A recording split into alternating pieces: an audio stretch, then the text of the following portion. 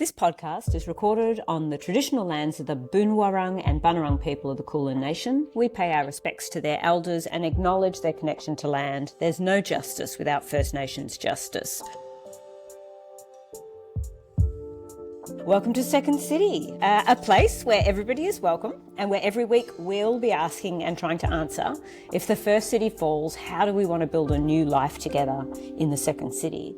Hello, Alex. Hello, Lerna. Hello. So today we'd like to have a discussion about tax, and this is extremely important and timely, not just because we've just been through tax season. Let's start by talking a little bit around the topic of tax. None of us have an economics degree, do we? No. As far away from it as you can imagine. Okay. Well, I've learned recently how important it is to have a basic understanding of finance because, as we all know, I lost my entire superannuation in the First Guardian Master Shield crash. Yep. But even beyond that, I've been really interested in thinking about tax and the role of tax, not just in my life personally, but in what it means as a country.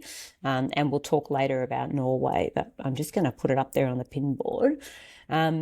First of all, why do you think, Alex, tax is way less boring than we give it credit for? So my answer to everything is from the research that I we love do. Right. So from the research, when we start talking to participants about tax, they, like me, want to break out in hives and hide and cry, all that. But the second you start talking about two things, one, what tax is for, and two, fairness, issues around fairness. Like, do we have the settings right in this country in terms of who gets taxed and how much they get taxed? Then people stop being bored all of a sudden, and it's like they're ready to get out on the streets and actually participate in their democracy in a really serious way. Yeah, because it's unfair. Thank you, Lerna. Go on. Say more. Tell us more. The system, the way it's set up is unfair.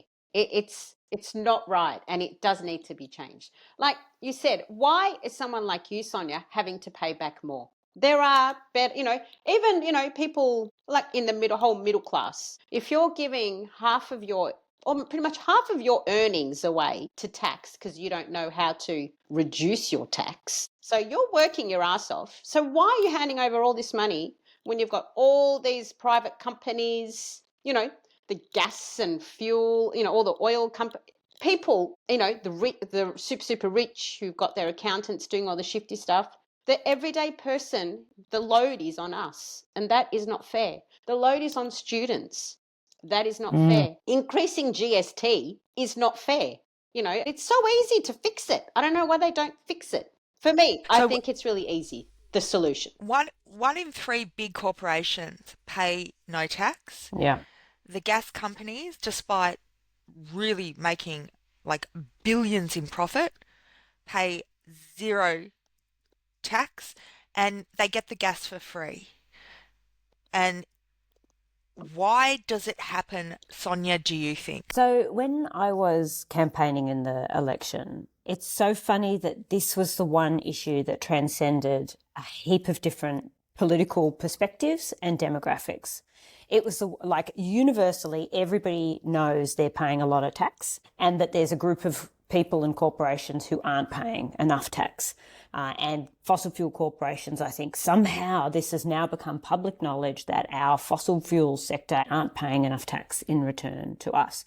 And so if I were to ask someone why they think it is, invariably I think they would say that the government is soft and that it's being taken for a ride, that it doesn't have the guts to hold corporations to account, and that it's basically the Australian people are getting rorted as a result of it. And I think the funny thing is that one of the reasons that we know that this is the case is because we've started to hear examples of countries where it's not happening. And this is where I'm going to take Norway off the pinboard and say there are countries in the world who have the same kind of, we're a wealthy country, we're a resource-rich country, who have the same kind of resources that we do, who strangely have much higher sovereign wealth funds as a result of those resources than we do. So, for example, Norway's sovereign wealth fund is $3 trillion, which is about $2 million per family of four, giving them free healthcare, free university, 24 weeks paid parental leave, and a huge uptake of EVs with charging stations in every street. Like I often think we should, those funny rubber bands, that the wort dirt bands, we should have wort nert dirt. What would Norway do, right? Yeah. Yeah. How would Norway tax? There's so much we can learn from their experience, and I think I've seen this discussion all over social media from people that are putting it forward. Punters Politics talks about it all the time.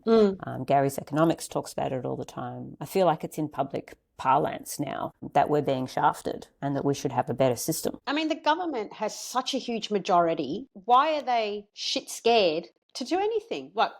Is it the lobby groups? So we've got a pretty shitty system here, and it's not just Australia that does it, but there are other jurisdictions that have laws against you being able to jump from a ministerial position straight into the industry that you were meant to be regulating when you're in government. And we've got kind of, I think, two closely related issues with how we do power in this country. The first is we've got zero laws, zero regulations, and we see ministers jumping straight into industry and really like disgustingly high paid jobs after they leave Parliament. But the other thing as well is that the media in this country is really concentrated. It's owned by, a very, very small handful of very, very wealthy people who like things as they are. And the government is very scared of being called unrealistic or silly or bleeding heart by this media, even though ordinary people, hardly anyone is consuming that shit anymore anyway. And so they want to look and sound smart and smart and serious means caring about power and wealth more than you care about ordinary people. And they want to make sure that their asses are covered for when they leave Parliament. They've got that high paying job. I want us just to cast our minds back, because it's really easy to lose hope and to feel defeated by this corrupt system. But I want us to recall an earlier conversation around what happens when 3.5% of the population gets together and non-violently comes together and demands something. And if 3.5% of the Australian population, which isn't actually that much of us, if we came together and said, well, actually, no, I don't care about whether you get your multi-million dollar salary after Parliament. I'd really rather the gas companies actually had to pay for the gas that they were taking, then something would change. Yeah. Yeah, and I feel it's gone beyond the 3.5% now too. I feel like as a population, we're really beginning to find the language for it. I remember I was door knocking down on Beach Road in border of Elwood and Brighton there. And I went in the front yard of a fellow who must have been in his mid to late 60s, washing his cars out the front of his house, had a couple of teenagers inside. When he saw me coming, he looked at me like, oh no, it's the green. So fair. And I was like, hey, I'm here to have a chat. There's an election coming. Can you tell me what matters to you? And I got him talking. He's in construction industry, and he was a developer, right? And in the end, the thing he said, it's so funny. There's something I've been really mad about, and it's that my taxes keep going up, and it's harder and harder and harder. I'm trying to build a good country and a good community, and it's just so hard for me to do that. And then I heard that there are even these corporations that pay no tax at all. And the one place of common ground we found, the green and the developer, the housing developer, was that the system is so unfairly stacked against anyone ordinary who's genuinely trying to build a brilliant country for us all and make a difference to things like the housing crisis. And these corporations and I think his words were, when you came in here, I thought, I know, what am I going to talk to her about? But you've hit on the one thing that keeps me awake at night with rage. Why do they get away with giving nothing back to this country when I'm working so hard to make a good country? That's exactly the point, Sonia. And Yeah. what about our poor uni students? Damn straight. You know what I mean? It is Carrying the Yes! national debt. On Yeah. the heavy, like such a heavy burden on their shoulders. They're trying to start a life for themselves before they can even step out into the real world. They have this massive debt on, and it is a deterrent. I know so many families whose kids are not even considering university Oh, because the HEX is too high. So they will go into a trade. They're going into trades because why would I get stuck with this debt where the government's giving money? I can buy a ute, I can buy a car, my course is covered, I'm getting paid really good money, and I cannot pay off this debt. And I don't, other people say, oh, well, it's a HEX, it's a loan, they're not paying it straight away. That's not the point. It is this thing sitting on your shoulders for the rest of your life. And it's not like in our day either. Like I paid off my HEX debt by accident without noticing it. These Yep. days it's a really yeah. substantial Yes. debt. Yeah, it's different. My And you whole debt. Oh, you go, Alex.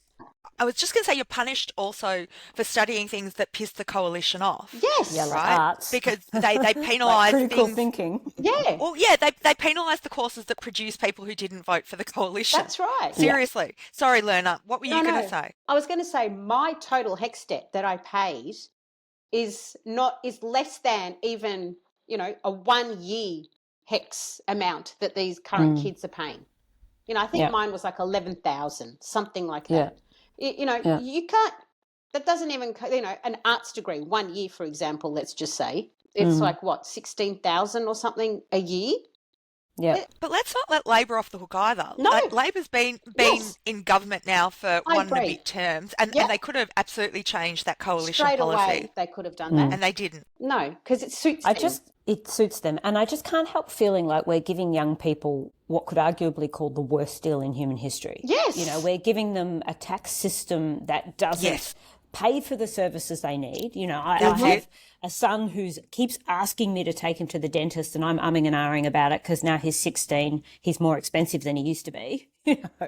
And our teenagers for whom a HEX debt is determining whether or not they choose a career that they want or that they're good at, and a housing crisis that says they'll never be able to afford to move out of home and have the experiences of youth that we had, as in share houses. We have an 18-year-old who, bless her heart, got teary in the kitchen the other day because she said the way Dad talks about going to uni, that's not the experience I'm having. This is supposed to be the best time of my life, and I can't even afford to go out with my friends. Yep. Yeah.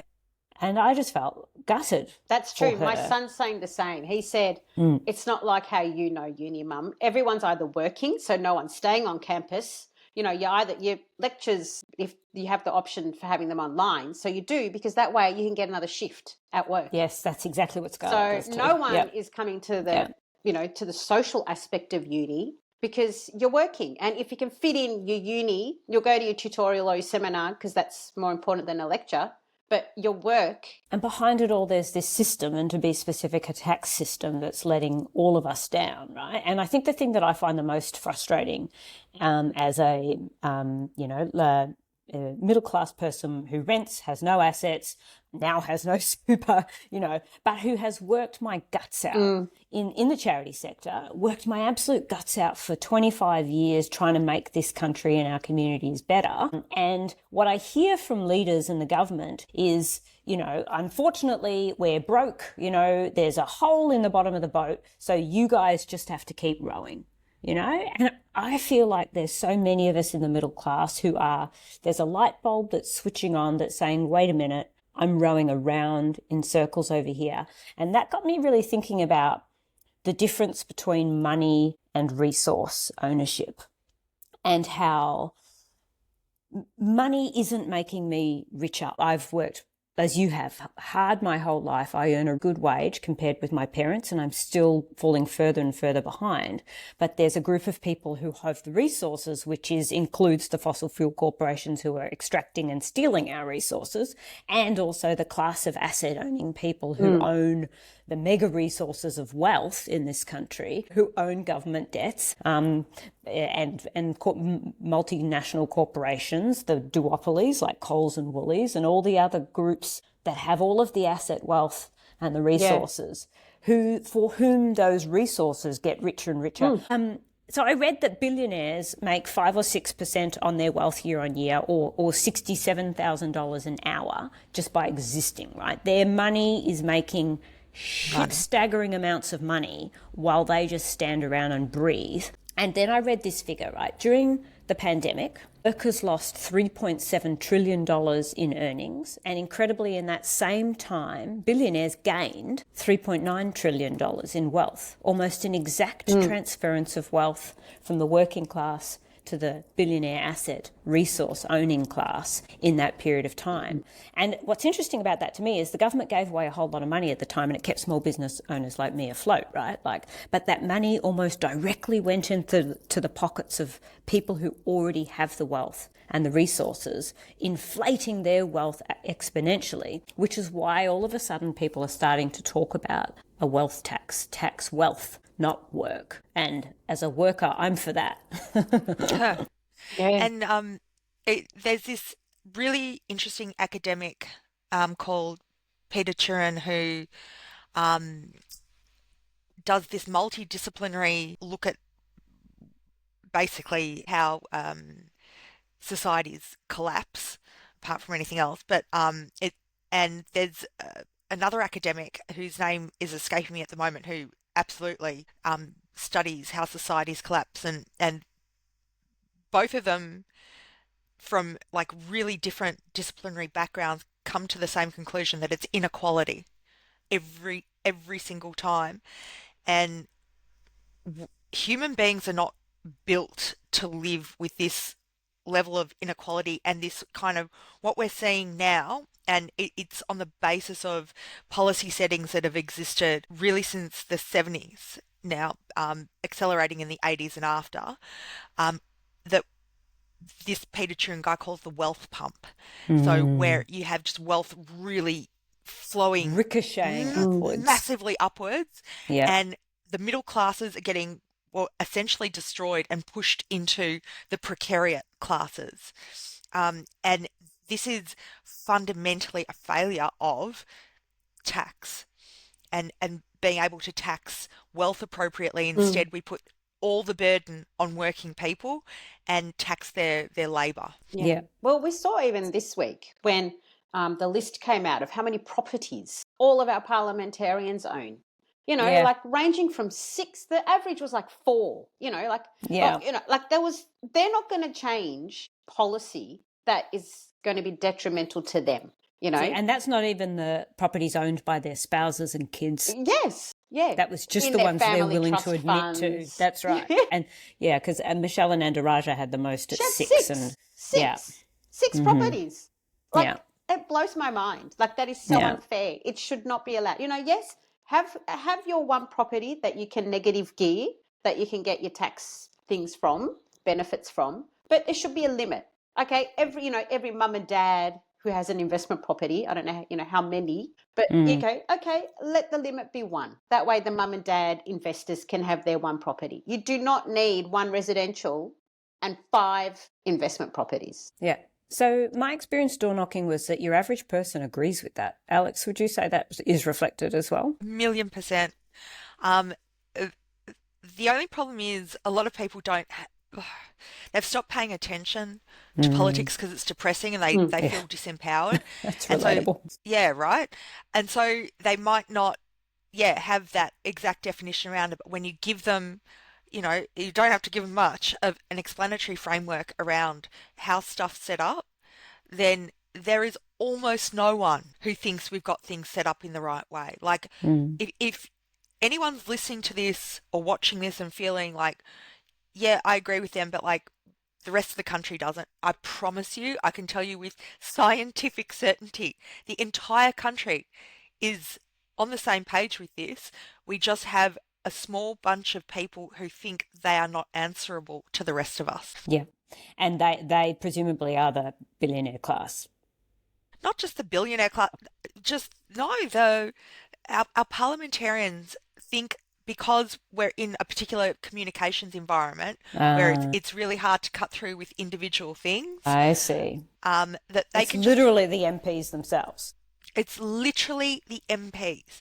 They have so much power right? They have all the power, right? And they'll talk about, well, we've got to be afraid of this lobbyist and we've got to be afraid of that interest group. It's actually bullshit because this terrible information environment also means that the mining lobby can't successfully get up to what it did to Kevin Rudd when he tried to implement the mining Mm, resources tax, right? And they ran all these scare campaigns mm. because we didn't really have the scattered media environment that we have today. Like everyone kind of saw those ads, right? Now the mining company could spend literally millions and no one would even be aware of it. Right. So there's nothing even to fear there. And then it doesn't help that we have a media who is not working for the common person. They're there to, I guess, defend the current situation because they're also beneficiaries. Exactly. And the best way to conceive of the media, like the establishment media, is that they're part of the exact same class Mm. as The, The the political politicians, class. yeah, right? And you can see that through like the inflow outflow into like political staffer positions that Yeah. journos yes, occupy, and then politicians leave politics and then will write for the various yeah, outlets, yeah, kind of thing. It's pretty incestuous. It's a pretty small yeah. group. So if we build this movement of 3.5% of people who start, and I genuinely do think this is building out there in the social landscape, that this is filtering down, unlike trickle-down economics, the information landscape on taxing corporations and super wealth, I think, is trickling down. What then do we do? How do you take that then to the government? Or, like, I once had a conversation with a fellow that worked for, I'm not going to say who, but he worked for an environment agency and his job was to try and push the government to do better on environment. And he said to me, and I'll never forget, this is not about improving the legislation of government. It's about picking up the parliament, tipping it upside down, shaking it, and getting everybody out of it. Is that what's needed? Do we need a whole new government? What do you reckon? No. And we're not going to get that anyway. And the sorts of people generally, not everyone, but the sorts of people who want to go into particularly major party politics, but not only, it's a very certain type of person. And there's no chance that in the near term anyway, we're going to get ordinary people into those positions of proper power. However, the human beings in general, but the political class, by which I mean journos as well, they are herd animals, right? And if we as the herd start to head in a particular direction, then pressure does become inexorable. And we actually saw that with the stage 3 tax cut reversal that Anthony Albanese True. had to take, right? And that was just a tiny thing. Mm. But if we had everyone on social media at once talking about tax and tax reform, and if we had public events that the media couldn't ignore, if we had demonstrations that the media couldn't ignore, then we could get even the most feckless dickheads to do the right thing. Like for me, the most simple thing is the way hex is set up. Like that should be so easy to fix. It's to a change. no-brainer. Yeah, it's a no-brainer. That and also making fossil fuel companies pay tax. Like it's not that hard. I just don't get it. And surely the MPs know that the public would be very supportive of them changing these two. Well, because I think HEX, okay, that is like one very large, but still one sector of the population. Tax fairness and working people being absolutely burdened while the very wealthy get to evade tax, right? That's everybody, Yes. except for like the Yes. 0.01%, right? Yes. And so I don't even think we need to like have a specific thing that we fix as our target, because then you'll get into arguments. Well, what about health? What about this? What about that? Everyone's got their own pet project. Forget about it. All of it can actually be funded, right? But it can't be funded at the moment because we've got this shrinking tax base and we've got us being burdened as working people at the same time. So this double whammy. So let's not focus on necessarily the specific things that we're going to pay for. We all kind of know what it is. It's health, education, Yeah. welfare. Like we know. Yeah. right? And by welfare, I mean like pension, Mm, because old people should not be living in poverty after they've worked all their that's right. lives. You know, and even if they haven't, people with disabilities shouldn't be living Yeah, in yeah. poverty, right? So, you know, we shouldn't have homelessness. Everyone fucking agrees, right? Yeah. We don't have the money to pay for it all now because we've got politicians who are worried about pissing off the people that are going to employ them after politics. So let's make political loss like a real viable concern for them that's actually more of a concern than what job they're going to walk into afterwards. Yeah. But the punish them with the only stick they care about, which is not being re-elected. Yeah. I also can't help but feel that this idea of taxing billionaires and the uber wealthy is important, because I feel when I look to the US, right, and often look to the US as a little bit, they're further down a bad Exactly. road. Exactly. We're on a bad road and they're further down that bad road. And what has happened there is that billionaires are like this is a great visual, dragons sitting on wealth. Worst of all, their wealth is making wealth. All they have to do is sit there and sit on it and guard it. And if we don't address that now, then that wealth will balloon and balloon. And then suddenly the word billionaire isn't even sufficient. Like the US is 5 minutes away from its first trillionaire. I think I read somewhere that the Trump family has made $1 billion a month for the last since he's been in. Exactly. They're just the escalation of wealth, and they're eating it up. It doesn't come from nowhere. It comes from us. Like in the pandemic when we saw the wealth transition from the working class upward. So they're just these oxygen-sucking dragons that are taking all the wealth out of the economy and out of the government, because they're also lendees to the government. They're taking all the wealth out of our economy and hoarding it like dragons, and we have to stop that, or we are on the same path as the US are, which is then it's literally destroyed their democracy. So, and that's the thing, because a lot of people say, well, what's wrong with like some people who work very hard getting very, very rich? So, two things, right? There are people who work really, really hard and will never be rich. Like the link between hard work and extreme wealth is actually really tenuous, right? Almost all extreme wealth is the product of luck and power, right? And it doesn't matter how hard most people work, they're never ever going to be billionaires. That's the first thing. The second thing is what's wrong with having billionaires? They distort democracy. You cannot have democracy when you've got people who can afford to buy politicians, which is what Elon Musk did. What Peter Thiel did. A bunch of billionaires have bought that democracy, right? And we're not quite at that stage yet in Australia. We don't have to go down that path. We don't want to go down that path, I don't think. Yeah. No, we Hells don't. yeah. Bam! That's the bit that's going on the social media. I don't want to go there.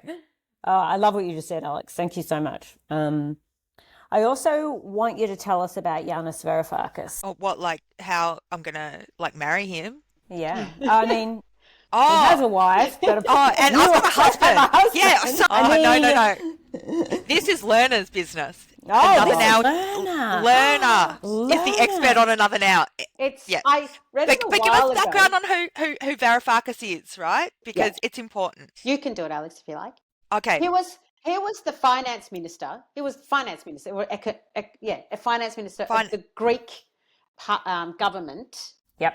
Oh, when was it? Through Early the GFC, 2000s? I reckon. Yeah, through the global early financial 2000s. after, crisis. Early Or after. 2000s. And would you say he's a socialist? He's Or not? he would call himself a socialist, but I Yeah. think the best way to understand him is more social democrat, because he's Yes. not really fully anti-capitalism. He was quite a progressive. Yeah, very And- progressive. Yeah, and then he was in government when when they went bankrupt. He wanted to. Just after. Afterwards, he wanted to take Greece down this certain pathway of prosperity for the working class and just change things up. But was it the rest of the party didn't? I can't remember, Alex. My brain So is all. long story short, the EU fucked him. But what's also interesting about Varoufakis is he spent ages in Australia as a university lecturer. Yes. And he was the lecturer of Chris Bowen, who is the Minister for the Environment? No, not Environment. It's like energy something. Minister for, you're right. He's the Minister for Climate Change and Energy. Yeah. Yeah, Varoufakis has this Aussie connection, and he's written a million books, one of which is Another Now. Yes. Mm-hmm. Learner. Which is like an alternative way of society living. And it's like, this is where the socialism comes in. So first of all, there's a central bank, and there's like three different types of payments that the central bank is in charge of. And one of them is like I guess you could call it a universal basic payment, where everybody is given a salary that they can live on. So everyone's equal. Then you work for a company, let's say, and the company, you are hired and fired based on everybody's input. So if you're a good worker, you get promoted. If you're not a good worker, you do shifty things, you're going to get chucked out. So it all works like it's like a community within communities, and everyone, like, your salary gets put away as a pension. It's just another way of society functioning financially. And it's a really good, like, it's not the best idea, but it's an idea of a completely different way of operating to what we have in the Western world now. Yeah. And I mean, I think one of Varoufakis's most important recent contributions is the idea of techno-feudalism, that Yes. we're not actually living inside a capitalist system anymore, right? And so people who want to protect capitalism, well, you can't protect the status quo because that's not capitalism anymore. We've got a bunch of rent seekers, so that means we're back into a feudal system. Um, The because feudal overlords, who are the Yeah. AI tech overlords, who own all of Exactly. the tech landscape, that we rent. Exactly. And we're doing all this free labor for them when Yeah. we're leaving reviews, when we're, Posting content, making Or content. Exactly. selling your goods. For example, Bezos, he owns the marketplace now. So you have to Exactly. pay this feudal overlord, can I have a space in your market so I can set up my stall? And here is your percentage that you will get. And then he will raise your rent every week. So you're getting less Exactly. percent. But instead of it being in real life now, it's all online. So this is our new and marketplace. and they punish you with junk fees as well. So you have to pay fees on top of fees if you want to be discoverable in Jeff Bezos's marketplace on Amazon, right? There is almost no way to make a decent profit anymore, but he is, I don't know if he's a centibillionaire yet, but he's bloody close. So I suppose Varoufakis's point is that we're in not even late stage capitalism, but post capitalist era. Yes. Yeah, We're now that's in powerful. the techno-feudal era of history, of our lives. Yeah. Which means fewer and fewer of us can like That's hope it. to prosper. Which means your Right? work doesn't equate your wealth at all. Exactly. Yeah. Yeah. You work to exist, barely, not to get ahead. Yeah, so that's his latest book. That was not in Another Now, though. That's in his new book called Techno-Feudalism. Techno-feudalism. Yeah. Yeah, it's a really good book. Yeah. Yeah. I've started listening to it on a Booktopia or the audiobook thing or whatever. I first encountered Giannis because I wanted to understand economics, and someone recommended this book, which he wrote for his teenage daughter, which I'm just going to that one. Yes. Yeah. And That's great. Yeah. It's so good because it's a tiny little book, and it's basically pitched at his teenage daughter, which turns out to be my economic literacy level as well. It's a really great introduction to capitalism and the marketplace of money and just the economy and what the levers of the economy do, how they work. It's very 101. He's got a simple way of explaining things, which was really powerful. I actually really liked in Techno-Feudalism, he makes you open your eyes with the way the Western world treats China. And I think everyone should read little snippets of it, especially, and I thought of that a lot this week when, the hoo-ha because Dan Andrews was at the parade yesterday or whatever day it was. It's like, are you for real? Like, seriously? The pun on dictator Dan with the dictators was kind of funny. Yeah, but it was the tutor jumped on that. That book was definitely in the back of my mind when I was reading this. Okay, interesting. Forget about, all the pictures are coming out today of 2018, Scott Morrison standing side by side with these guys, Gosh, so, that's right. Exactly, for goodness sake. But yeah, double standard. It's not an easy read. Techno-feudalism. I found another now much easier to read, but it's Okay. got some very good concepts in it that should be promoted far and wide. Yeah, yeah, yeah. And just observing like all the sort of pearl clutching around the China trip. Yeah. Like I don't want to carry water for a dictatorial regime, right? Like I'm not going to defend Xi or, God forbid the genocide in um Xinjiang, whatever. But that's the nature of power, right? Mm-hmm. And it's not something like unique to Mm. China. Like, Yeah. are we gonna pretend that America Yeah. really is the land of the free I mean, and they just is the bombed Yeah. one? a boat 2 days ago. They have no idea That's who Yeah. was right. on this boat, but they bombed it Yeah. Yeah, and In that's international waters. in international Literally a waters war crime. because we Yeah. felt yeah, like it and we exactly, right? can. Yeah. Mm. So, like, yeah, let's be skeptical, but let's be skeptical of all Yes. power because, Yes. it's rare that people engage in first city behaviors out of the goodness of their own heart. Truth. Yeah. Mm. And so then the question, follow the money, always comes in, doesn't it? Follow the money. Yeah. So Giannis is invited to our second city. He sounds like he's got good Yes. ideas. What I like about it is that it creates, and I particularly like you did, Lerner, that he wrote a fictional book about how it could be, Yeah. about imagining something different and then using characters to play it out and see how humans behave in that sort of an environment. Yes. How does, like, it's like an advanced model or Yeah. whatever it is that they build that, plays out different scenarios. One of the things you mentioned was the universal basic income as a part of that society. So that's sometimes colloquially called a UBI, and it comes up Yes. a little bit. And I would put money on it coming up more in the future as we see the job market change and shift around a couple of factors, most of all AI. Any thoughts on that, anyone? I mean, we really don't know what's coming. And, if there is another economic restructure like the manufacturing restructure, but this time for white collar, then you're gonna, I reckon, see the 3.5% coalesce pretty quickly. That's what I wondered too. We might gather steam real quick. I think McKinsey reported that they expected a third of jobs would be fully AI automated by the end of the decade. Can you imagine? A third of white collar jobs.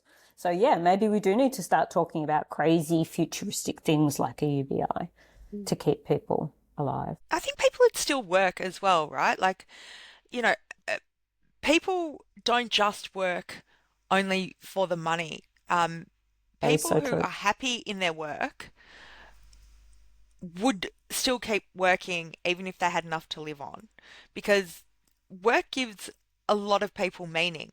Yep. Now, that's different if you're in a shit job and you're being bullied and all sorts of things. But think about the capacity of a UBI to stop things like workplace bullying, to stop things like, sexual Exploitation. harassment, Yeah. exploitation, all that stuff, right?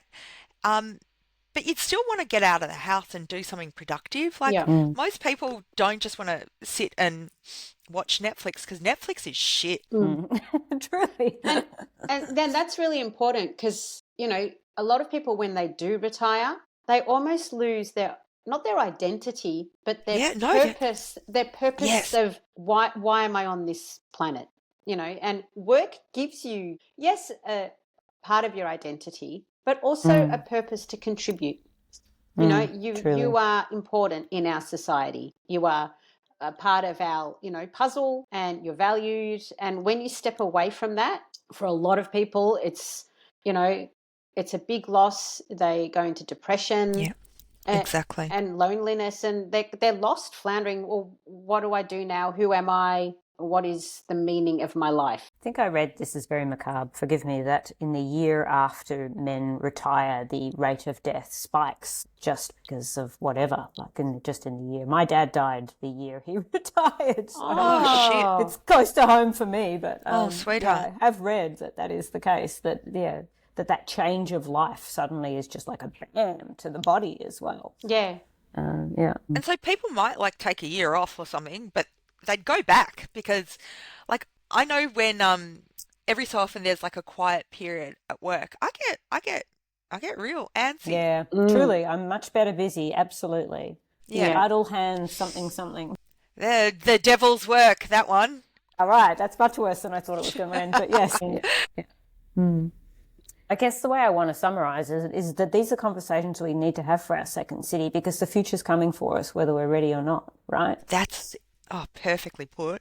And so maybe we need to start putting these ideas on the table now and being the 3.5% to move the government, to invite them to our friggin' table to do their And jobs. also to change the priority of the most important jobs and careers in the second city. Like right now, it's almost like the priority or, the most, is the very high earning finance, Yeah. law, business type jobs, when really it should be flipped. It should be teachers. Teachers should be the most valued. You know what I mean? The most Nurses. paid. Nurses, oh my goodness. Nurses should be Imagine. the most valued and paid. Ambos. Yeah, the care sector should be propelled to the top. You shouldn't be, we shouldn't have our for-profit aged care homes and childcare and Luna, for-profit hospitals. So much amen to this. Private schools. In a true social setting, every school should be equal. There should not be tax incentives and, if you go to a private school, you get, tax benefits and things. Like the whole setup of the second city is so much easier. You can picture it, how it can be so much more equal to all. Which makes me think that we really need to better understand the thing that Alex, you said earlier, which is that wealth is not associated with hard work. It's a matter of luck and power. And if it's a matter of luck and power, then maybe we need to stop thinking that rich people are better people, worthy of better things. More choice, More right? choice. Because that's how, like, the neoliberal project tries to sell privatization. We've seen privatization for essential services doesn't work. Privatized healthcare in America, I don't think we want to go down that path. Privatization of aged care, we see massive abuse. Privatized childcare, we see massive abuse. It's horrific, right? So, childcare. Oh. The way these things were sold to us was that people deserve choice, right? Well, why does choice have to be tied up with the richer you are, the more choice you have? The poorer you are, the less choice you have, the more abuse you're going to have to eat. Yeah, the less quality. Right? Yeah. Yeah. Nah, like you can have choice and you can have a fair society, and it shouldn't be tied up with only the wealthy get to enjoy that sort of thing. Yeah. Yeah. Damn straight. How are the people? Bring our money back down the system. Yeah, and to those that we value, who really care for us as a society, who take care of our society. They're the most important. So it's a question of where we place value. Yes. What do we think is valuable and meaningful? I was just going to say, like, we mentioned like a lot of really feminized industries. I think, some traditionally masculinized industries, like, people who build things as well. Like, I want that valued too. I want like people who keep us going with the standard of living that we had come to really enjoy. I want them honoured, not the people who just make money because they've got money that's making money. Yeah. I'd vote for that. I like that. I'd revolution for that. Yeah. Yes. I don't really have a tidy way to finish this off. Any ideas? That's tidy. Yeah. I think the that sense of, there's more to discuss, I think is the point. Yeah, it is. Right. It is.